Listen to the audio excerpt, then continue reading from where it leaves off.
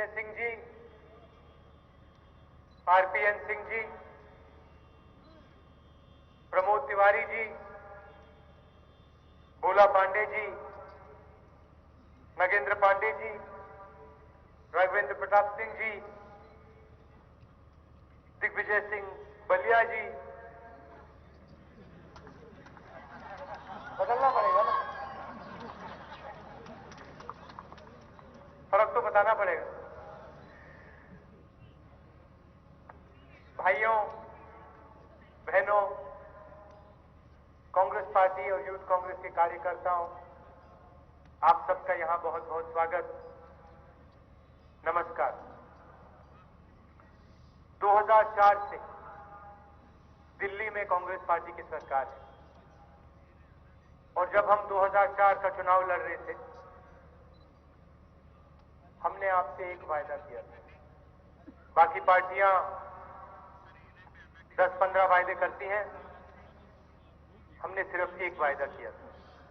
हमने आपसे कहा था कि अगर दिल्ली में कांग्रेस पार्टी की सरकार बनेगी तो वो गरीबों की सरकार होगी, मजदूरों की सरकार होगी, किसानों की, पिछड़ों की, अल्पसंख्यकों की, दलितों, आदिवासियों की सरकार होगी। हिंदुस्तान में जो भी कमजोर है उसकी सरकार होगी।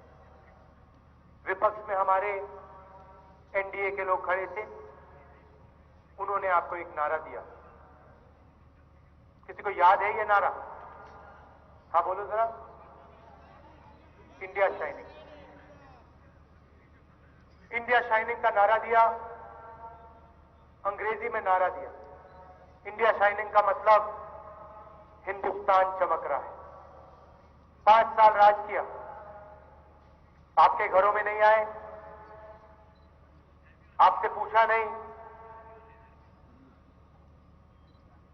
आपके घरों के सामने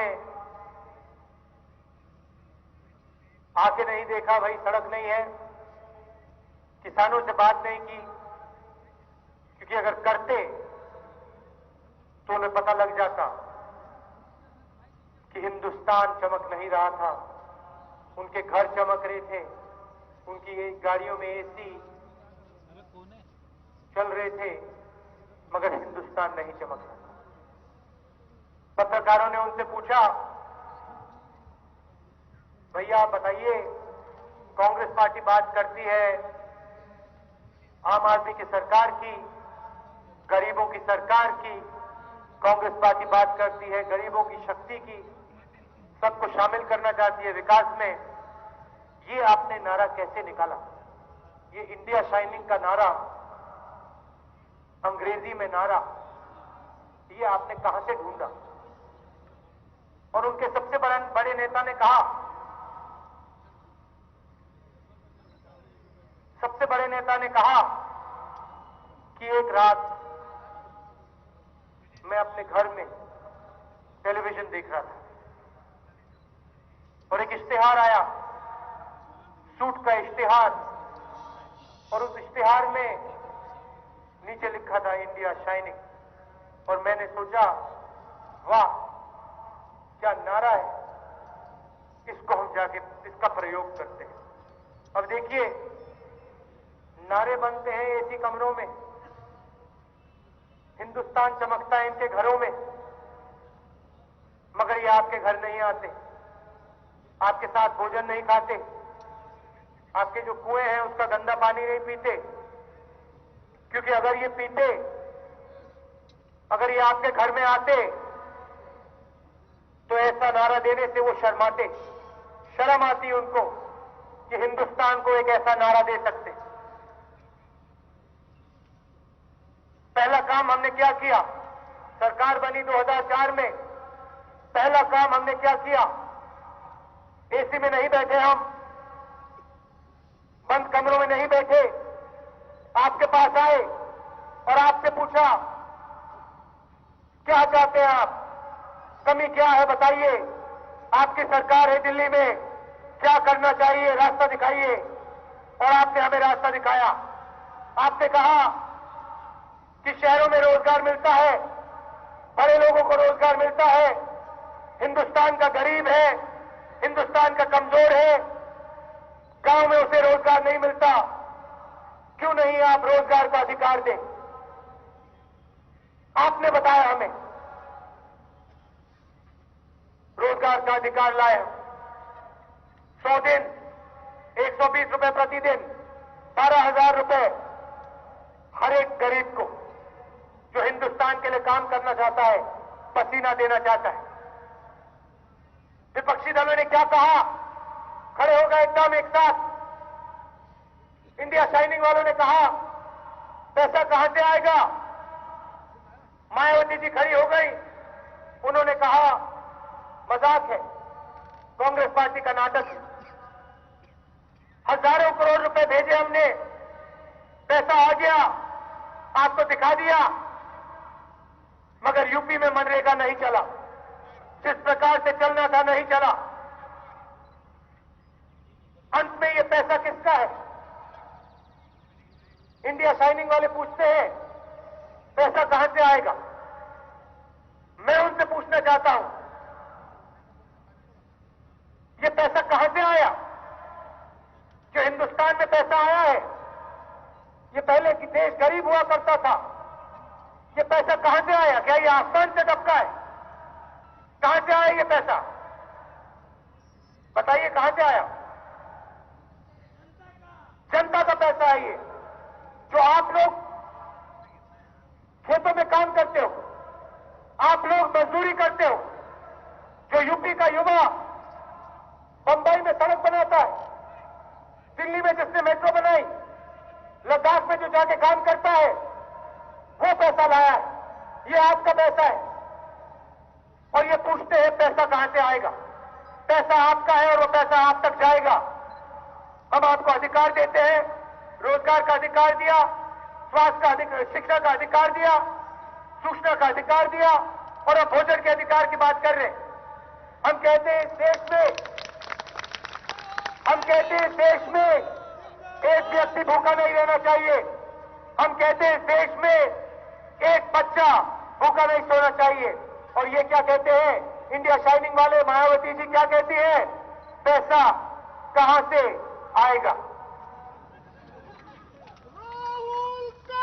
हेलीकॉप्टर में उड़ते हैं, सुनिए, हेलीकॉप्टर में उड़ते हैं, दूर दूर से हिंदुस्तान को देखते हैं, धूल से डरते हैं, मट्टी से डरते हैं, आपके घरों में खाना खाने से डरते हैं, जो आपके कुएं उसका गंदा पानी पीने से डरते हैं, और फिर कहते हैं हम हिंदुस्तान को बदल देंगे, विकास ले आएंगे।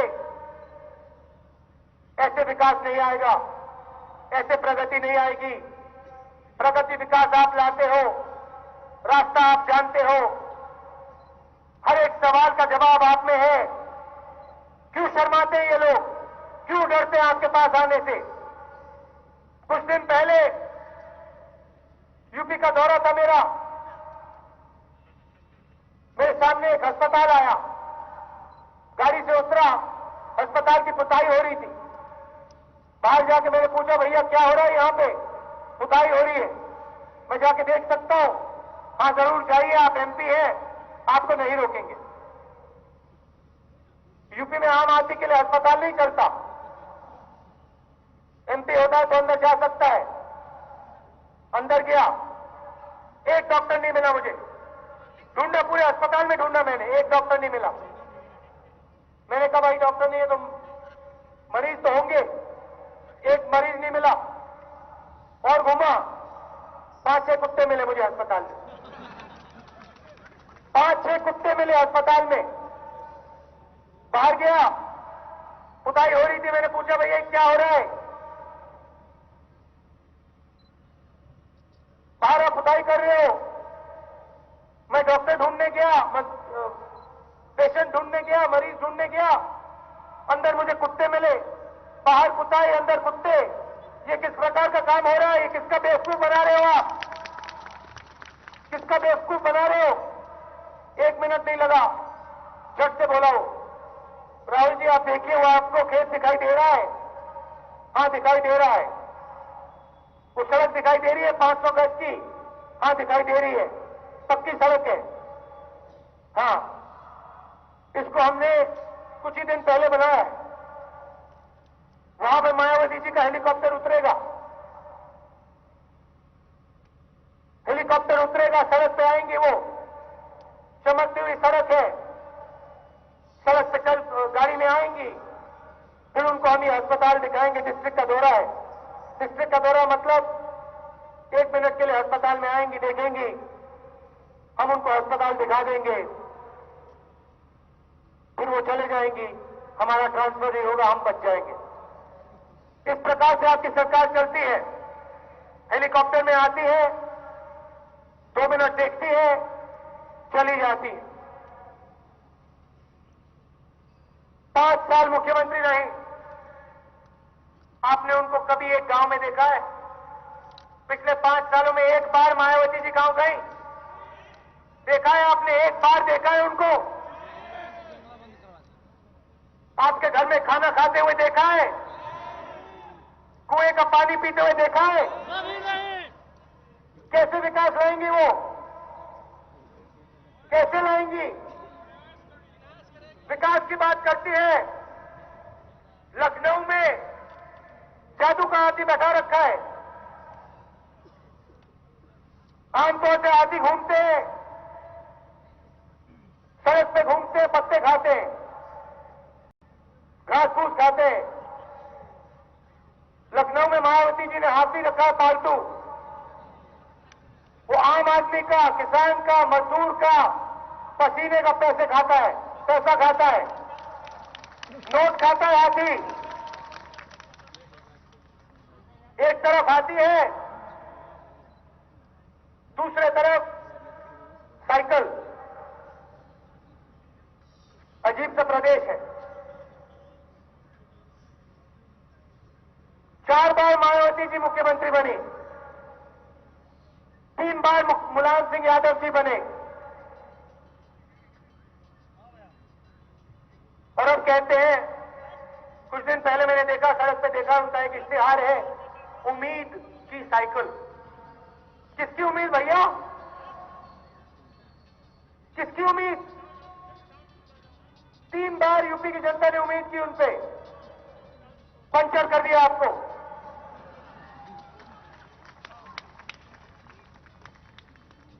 गुंडा राज चलता था, गुंडों की उम्मीद कि समाजवादी आ जाए। एफआईआर नहीं लगते थे, पुलिस स्टेशन में एक एफआईआर नहीं लगता था, गरीब आदमी जाता था, जूते मार के भगा दिया जाता था वहां से। विकास की बात नहीं होती थी, अस्पताल नहीं चलते थे, सड़कें टूटी हुई थी। वही हाल था जो आज है। अल्पसंख्यकों की बात करते हैं, दिग्विजय जी ने अभी बोला, सच्चर कमीशन लाए हम। पहली बार सच्चर कमीशन ने कहा कि अल्पसंख्यकों को विकास में शामिल करना है, पीछे रह गए। लाखों स्कॉलरशिप हमने करवाई, मिली आपको? मिली आपको? हर डिस्ट्रिक्ट में जहां अल्पसंख्यक है हमने पैसा भेजा, मिला आपको? आरक्षण की बात की हमने, मुलायम सिंह यादव जी चीफ मिनिस्टर थे 3 बार, मायावती 4 बार। आरक्षण के बारे में हमने बात की, एक बार नहीं की। जब उनको पता लगा कि भाई मनमोहन सिंह जी करने वाले हैं, प्रधानमंत्री जी करने वाले हैं, पत्रकारों ने उनसे पूछा, मुलायम सिंह यादव जी क्या लगता है आपको आरक्षण के बारे में, करना चाहिए? एक शब्द नहीं निकला उनके मुंह से, एक शब्द नहीं निकला। सन्नाटा था जैसे अभी है। फिर से पूछा, भैया क्या सोचते हैं आरक्षण के बारे में? सन्नाटा। जब कांग्रेस पार्टी ने किया, फिर कहते भैया अगर हम होते तो हम 18% करते। अरे भैया आप थे, 3 बार मुख्यमंत्री थे, क्यों नहीं किया? मैनिफेस्टो में क्यों नहीं लिखा? अच्छा नहीं लिखा तो अभी लिख लीजिए। नहीं लिखेंगे, नहीं करेंगे। 2009 में हमारी समाजवादी पार्टी के साथ बात हो रही थी, समझौते की बात हो रही थी। हमारे पास आए वो समाजवादी के लोग और हमसे उन्होंने कहा, देखिए आप 5-7 सीट लीजिए, आपको 5 सीट से ज्यादा नहीं मिलेगा और एक साथ लड़ते हैं। हमने उनसे कहा, देखिए आप ऐसे करिए, आप जाइए लड़िए, हम लड़ेंगे। हमें मिले 5 सीट 7 सीट, हमारी नीयत साफ है, हम जनता के लिए लड़ते हैं, गरीबों के लिए लड़ते हैं, हम लड़ जाएंगे, आप लड़ जाइए। मजाक उड़ाया उन्होंने हमारा, कहा कि भैया आप क्या कर रहे हो, आपको 5 सीट से ज्यादा नहीं मिलेगा। हमने उनसे कहा चुनाव के बाद आपसे मिलेंगे। चुनाव के बाद हम मिले,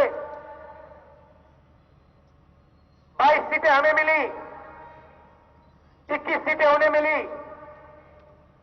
हमारी पार्टी लोकसभा में ज्यादा सीटें जीती। मुश्किल चुनाव था, हम कल्याण सिंह जी से गले नहीं मिले, वो मिले थे। उसी कल्याण सिंह जी जिसने बाबरी मस्जिद को तोड़ा था, उससे वो गले लगे थे। क्यों? क्योंकि उन्हें लगा कि लोकसभा चुनाव में मामला फिट नहीं था।